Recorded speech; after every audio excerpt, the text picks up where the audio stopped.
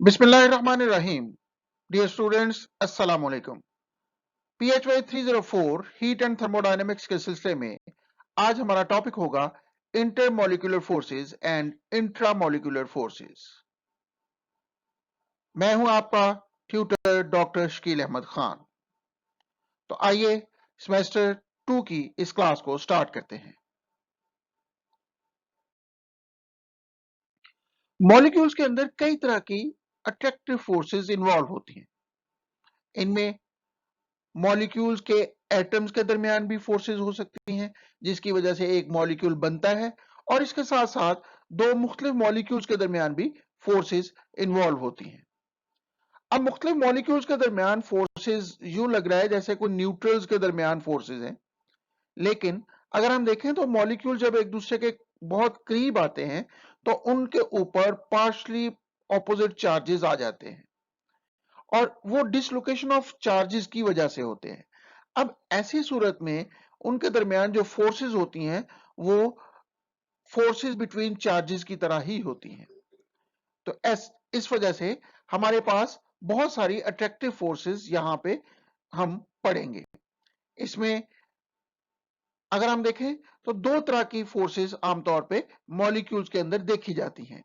एक को हम इंट्रामॉलिक्यूलर फोर्सेस का नाम देते हैं और दूसरे को इंटरमॉलिक्यूलर फोर्सेस का नाम देते हैं।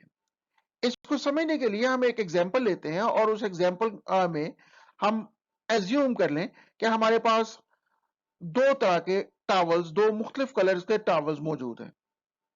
एक ब्लू कलर के सेट ऑफ टॉवल्स हैं और एक पिंक कलर में सेट ऑफ टॉवल्स हैं।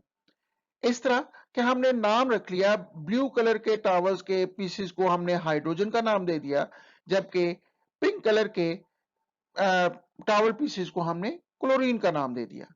अब अगर हम इन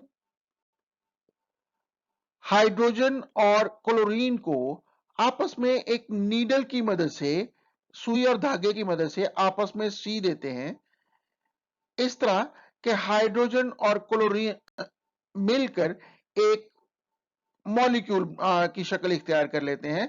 यानी हमने टॉवल को इकट्ठा कर दिया और इनको आपस में सुई और धागे की मदद से सी दिया। इस तरीके से हम इसको HCl का एक मॉलिक्यूल कह सकते हैं।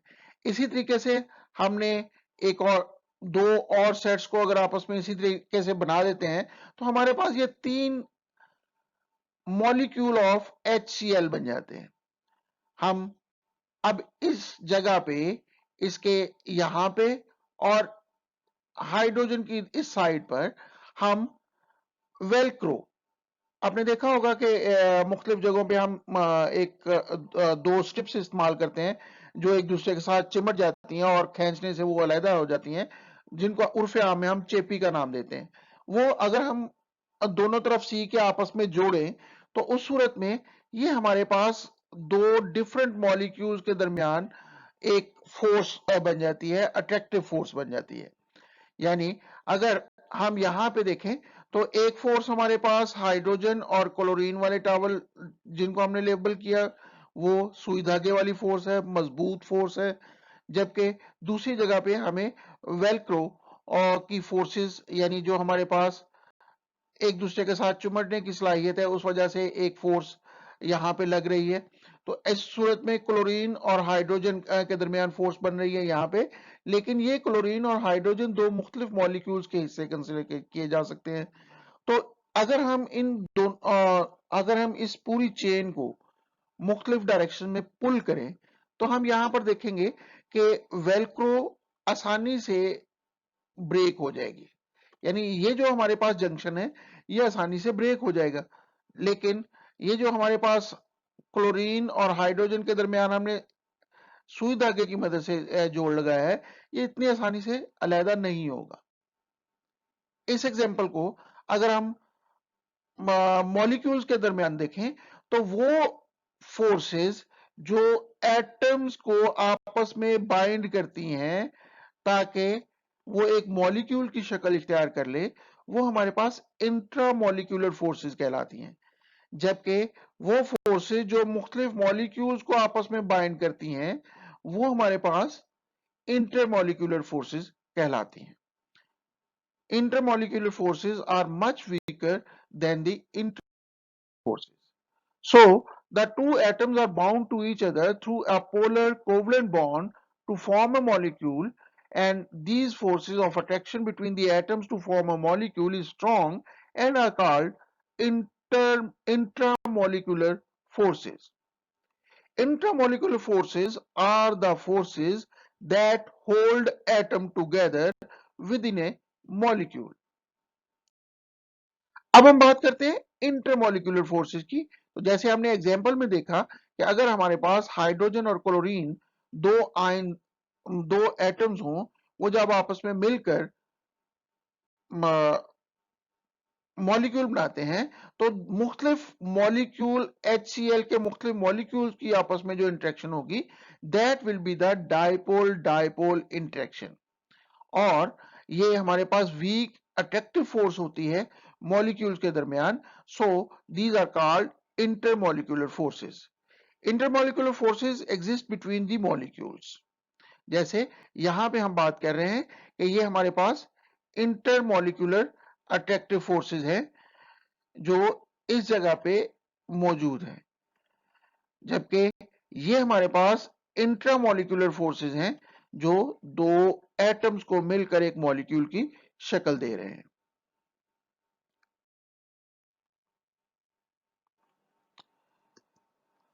यहां पे एग्जांपल दी गई है, हाइड्रोजन और क्लोरीन मिलकर जब HCl मॉलिक्यूल बनाते हैं तो जब हाइड्रोजन और क्लोरीन एक दूसरे के बहुत करीब आते हैं तो हाइड्रोजन पार्शली पॉजिटिव हो जाता है due to dislocation of electron towards the chlorine, और क्लोरीन पार्शली नेगेटिव हो जाता है। इस तरीके से ये हमारे पास एक कोवलेंट बॉन्ड बना लेते हैं, पार्शली पॉजिटिव और पार्शली नेगेटिव मिलकर। अब इन के बहुत सारे जब HCl के मॉलिक्यूल एक दूसरे के करीब आते हैं तो उनके दरमियान एक फोर्स ऑफ अट्रैक्शन बन जाती है जिसको हम इंटर मॉलिक्यूलर अट्रैक्टिव फोर्सेस का नाम देते हैं। और यहां पर हाइड्रोजन और क्लोरीन के दरमियान एक फोर्स बनेगी जो कि उसकी बॉन्डिंग की वजह से है, कोवलेंट बॉन्डिंग की वजह से है, which is known as intramolecular attraction. अब हम इंट्रामॉलिक्यूलर फोर्स ऑफ अट्रैक्शन की मुख्तलिफ टाइप्स की बात करते हैं। अगर हम देखें तो इंट्रामॉलिक्यूलर फोर्सेस में जो बहुत अहम फोर्सेस हो सकती हैं, बॉन्ड हो सकते हैं, they are ionic bond, covalent bond, and which in turn can be subdivided into non polar covalent bond and polar covalent bond. इसी तरह हमारे पास थर्ड टाइप होती है मेटेलिक बॉन्ड की। अब हम वन बाय वन इनको देखते हैं कि ये क्या होंगे। आयनिक बॉन्ड से मुराद ये है कि हमारे पास इलेक्ट्रॉन कंप्लीट ट्रांसफर हो जाते हैं, valence electron from one atom to the other. जब इलेक्ट्रॉन मुकम्मल तौर पे ट्रांसफर होता है एक एटम से दूसरे एटम की तरफ, तो जहां से इलेक्ट्रॉन निकला होगा उस पर पॉजिटिव चार्ज आ जाएगा, जबकि जिस एटम के अंदर इलेक्ट्रॉन शामिल होगा वो नेगेटिव आयंस बन जाता है। इसका मतलब ये है कि due to transfer of electron हमारे पास ऑपोजिट आयंस बन जाते हैं। ये आमतौर पे मेटल्स और नॉन मेटल्स के दरमियान होता है, जिसमें मेटल्स इलेक्ट्रॉन लूज करते हैं और नॉन मेटल्स इलेक्ट्रॉन को एक्सेप्ट करते हैं। तो मेटल जब इलेक्ट्रॉन को लूज करेगा तो they will form positive cations, and non metal जब एक्सेप्ट करते हैं इलेक्ट्रॉन्स को they will form negatively charge anions. यहां पे एग्जांपल के तौर पे दिया गया है कि जब एक सोडियम अपना इलेक्ट्रॉन लूज करता है और वो इलेक्ट्रॉन क्लोरीन एक्सेप्ट करता है तो उस सूरत में ये हमारे पास सोडियम पॉजिटिव आयन की शक्ल इख्तियार कर लेता है, कैटायन बन जाता है, जबकि क्लोरीन नेगेटिव आयन की शक्ल इख्तियार कर लेता है। अब ये पॉजिटिव और नेगेटिव के दरमियान अट्रैक्टिव फोर्स बनती है जिसकी वजह से हमारे पास आयनिक बॉन्ड बन जाता है सोडियम क्लोराइड की शक्ल में। हमारे पास कोवलेंट बॉन्ड आता है। कोवलेंट बॉन्ड से बाद हमारे पास शेयरिंग ऑफ इलेक्ट्रॉन होती है। इसमें आमतौर पे एटम्स की इलेक्ट्रोनेगेटिविटी मिलती जुलती होती है और इनकी इलेक्ट्रोनेगेटिविटी या एफिनिटी या डिजायर ऑफ इलेक्ट्रॉन जब एक दूसरे के तकरीबन बराबर होता है तो कोई भी एटम अपना इलेक्ट्रॉन लूज नहीं करना चाहता, जिसकी वजह से वो आपस में शेयर कर लेते हैं और उनकी शेयरिंग की वजह से वो मोर स्टेबल फॉर्म में आ जाते हैं। ये दो तरह के हो सकते हैं। एक में हम नॉन पोलर कोवलेंट बॉन्ड कहते हैं। नॉन पोलर कोवलेंट बॉन्ड का मतलब ये होता है कि इनकी इलेक्ट्रोनेगेटिविटी या एफिनिटी एक दूसरे के तकरीबन बराबर होते हैं या सिमिलर एटम्स होते हैं, या हम ये कह लें कि उनकी एफिनिटी का जो गैप होता है वो जस्ट 0.5 की रेंज में होता है। और इस तरीके से जब वो आपस में शेयरिंग करेंगे तो हमारे पास ईच क्लोरीन, एग्जाम्पल के तौर पे यहाँ पे Cl2 का मॉलिक्यूल दिखाया गया है जिसमें क्लोरीन क्लोरीन आपस में शेयरिंग करते हैं, जिससे हमारे पास शेयर्ड इलेक्ट्रॉन उन दोनों के दरमियान सिमेट्रिकल डिवाइड होता है। इसका मतलब ये है कि हमारे पास ये नॉन पोलर कोवलेंट बॉन्ड बनेगा, बिकॉज ड्यू टू सिमेट्री वहां पे कोई भी पोल्स नहीं बनते, पॉजिटिव और नेगेटिव पोल्स हमें नजर नहीं आते। इस वजह से हम इसको नॉन पोलर कोवलेंट बॉन्ड्स का नाम देते हैं। जबकि दूसरी तरफ हम देखें तो पोलर कोवलेंट बॉन्ड में हमारे पास जो एटम शेयर कर रहे होते हैं दे हैव डिफरेंट इलेक्ट्रोनेगेटिविटी। अब मिसाल के तौर पे यहाँ पे हाइड्रोजन और क्लोरीन दो हमारे पास ऐसे atoms हैं which require one electron to complete its outermost octet। लेकिन यहां पे अगर आप देखें तो हाइड्रोजन और क्लोरीन दोनों ही इलेक्ट्रॉन रिक्वायर करना चाह रहे हैं, एक्वायर करना चाह रहे हैं, so they will make a bond which will be a covalent bond, ultimately sharing होगी। अब chlorine is more electronegative than hydrogen. अगर इलेक्ट्रोनेगेटिव ज्यादा है तो इसका मतलब यह है कि वो ज्यादा अपने करीब कर लेगा इलेक्ट्रॉन को। अगर इलेक्ट्रॉन को उसके करीब चला जाएगा, हाइड्रोजन से दूर चला जाएगा, तो chlorine will become slightly negative and hydrogen will become partially positive. इस वजह से ये पार्शली पॉजिटिव और पार्शली नेगेटिव आयंस आपस में इंटरेक्ट करेंगे और इनके दरमियान एक फोर्स ऑफ अट्रैक्शन पैदा होगी, जिससे हमारे पास HCl एक कोवलेंट बॉन्ड बनेगा। लेकिन यहाँ पे चूंकि पार्शियल पॉजिटिव और पार्शियल नेगेटिव पोल्स बन रहे हैं तो इस वजह से हम इसको पोलर कोवलेंट बॉन्ड का नाम दे देते हैं। उसके बाद आता है मेटेलिक बॉन्ड्स। मेटेलिक बॉन्ड हमारे पास आमतौर पे मेटल्स के अंदर बॉन्ड जो बनते हैं due to electron and the positive fixed ion of the metal. Electron चूंकि मोबाइल इलेक्ट्रॉन्स होते हैं, ऑलमोस्ट फ्री इलेक्ट्रॉन्स होते हैं in the metals, so the mobile electron और फिक्स्ड पॉजिटिव मेटल आयंस के दरमियान जो बॉन्डिंग बनेगी that are called metallic bond. Example यहां पे अगर आप देखें तो पॉजिटिवली चार्ज एटम, ये हमारे पास पॉजिटिवली चार्ज आयंस होते हैं जो अपनी जगहों पे फिक्स होते हैं, और यहाँ पे ये मोबाइल इलेक्ट्रॉन या क्लाउड ऑफ इलेक्ट्रॉन्स होता है around these metals, metallic positive ions. So यहाँ पे अट्रैक्शन होती है between the free electron and the positively ions charge ions of the metal. अब इसमें जो मेटल्स के अंदर आमतौर पे शाइनी सरफेसेस होती हैं या रिफ्लेक्टिंग सरफेसेस होती हैं, वो इन्हीं फ्री इलेक्ट्रॉन्स की वजह से होती हैं, because free electrons are oscillating. जब वो ऑसिलेट करते हैं तो दे कैन इमिट लाइट, जिसकी वजह से वो हमें सरफेस शाइनी नजर आती है, और इस वजह से हम इसको मेटेलिक बॉन्ड्स का नाम देते हैं because it exist inside the metal. मिसाल के तौर पे गोल्ड, आयरन, कॉपर वगैरह के अंदर जो बॉन्ड्स बनते हैं they are called metallic bonds. अब इंटरमोलिकुलर फोर्सेस ऑफ अट्रैक्शन क्या होती है? इंटरमॉलिक्यूलर फोर्स ऑफ अट्रैक्शन का मतलब है कि मॉलिक्यूल्स के दरमियान, डिफरेंट मॉलिक्यूल्स के दरमियान जो फोर्स ऑफ अट्रैक्शन पाई जाएगी। अब इंटरमॉलिक्यूलर फोर्सेस में देखा जाए तो इसकी जो इंटेंसिटी होती है वो बहुत मैग्नीट्यूड बहुत थोड़ी होती है as compare to intramolecular forces, जैसे हमने पहले एग्जांपल में भी देखा। लेकिन they are very important to study because the physical properties like boiling point, melting point और डेंसिटी, एंथैल्पीज और फ्यूजन और वेपोराइजेशन वगैरह, ये सारी इंटरमॉलिक्यूलर फोर्सेस से एक्सप्रेस की जाती हैं या डिटरमिन की जा सकती हैं कि इंटरमॉलिक्यूलर फोर्सेस अगर ज्यादा हैं तो अल्टीमेटली उनको एक दूसरे से अलहदा करना मुश्किल काम होगा, जिसकी वजह से बॉइलिंग पॉइंट, मेल्टिंग पॉइंट वगैरह उनका ज्यादा हो जाएगा उन सब्सटेंसेस का जिसमें इंटरमॉलिक्यूलर फोर्सेस ऑफ अट्रैक्शन ज्यादा होती हैं। हमारे पास intermolecular forces dipole dipole interaction हो सकती है, हाइड्रोजन बॉन्डिंग हो सकती है, और इसके अलावा लंदन डिस्पर्शन फोर्सेस होती हैं जिसको हम वांडर वाल फोर्सेस के तौर पे पढ़ेंगे। तो अब हम देखते हैं डायपोल इंटरेक्शन से क्या मुराद है।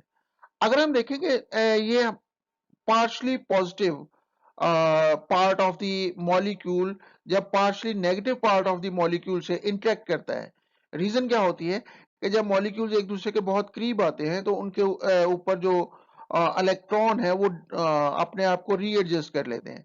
अब रीएडजस्टमेंट की वजह से वो एक दूसरे से, एक तरफ हमारे पास पॉजिटिव पार्शली मॉलिक्यूल बन जाता है और दूसरी तरफ मॉलिक्यूल का दूसरा सिरा पार्शली नेगेटिव बन जाता है।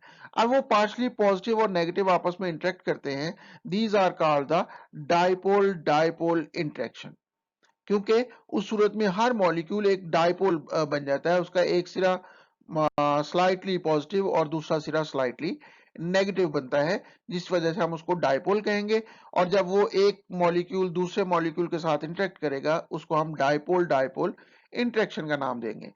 अब डायपोल इंटरेक्शन स्ट्रॉन्गेस्ट होती है इंटरमॉलिक्यूलर फोर्सेस में, यानी जो हमारे पास सबसे स्ट्रॉन्ग फोर्स हो सकती है in the case of intermolecular forces वो डायपोल डायपोल इंटरेक्शन ही हो सकती है।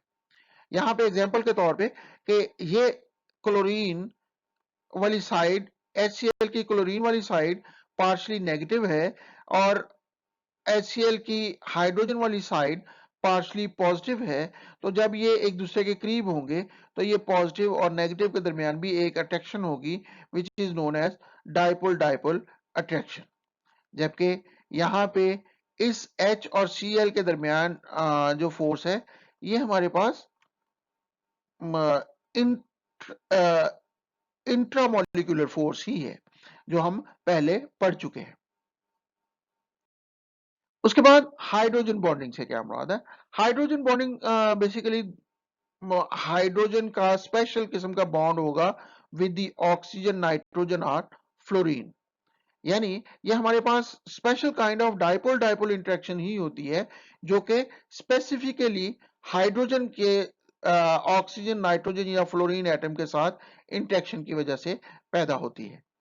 हाइड्रोजन बॉन्डिंग relatively strong होती है between the molecules and considerable energy is required to break the hydrogen bond, यानी हम ये कह सकते हैं जहां पे हाइड्रोजन बॉन्डिंग इन्वॉल्व होती है वहां पे हमें ज्यादा एनर्जी की जरूरत होती है to break the hydrogen bonding और to evaporate the material.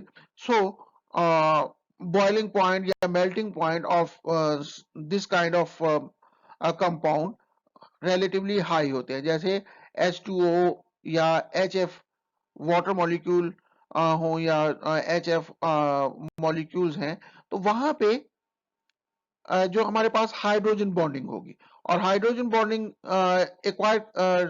Require करती है कि ज्यादा हमारे पास एनर्जी चाहिए टू ब्रेक द बॉन्ड्स। तो इस जो हमारे पास इंटरमॉलिक्यूलर फोर्सेस होती है उनको तोड़ने के लिए ज्यादा एनर्जी चाहिए, सो बॉइलिंग पॉइंट इन चीजों का ज्यादा होता है। यहाँ पे एग्जांपल में दिखाया गया है कि ये हमारे पास हाइड्रोजन बॉन्डिंग बनती है जो हाइड्रोजन और ऑक्सीजन के दरमियान बन रही है। इसी तरह यहां पर इन दो मॉलिक्यूल्स के दरमियान भी हाइड्रोजन बॉन्डिंग बन रही है, जबकि ये ultimately intramolecular polar covalent bonding ही है जो H और O के दरमियान बन रही है टू फॉर्म ए मॉलिक्यूल। यानी हमारे पास ये जो मॉलिक्यूल बनेगा, this is due to intramolecular polar covalent bond. लेकिन एक मॉलिक्यूल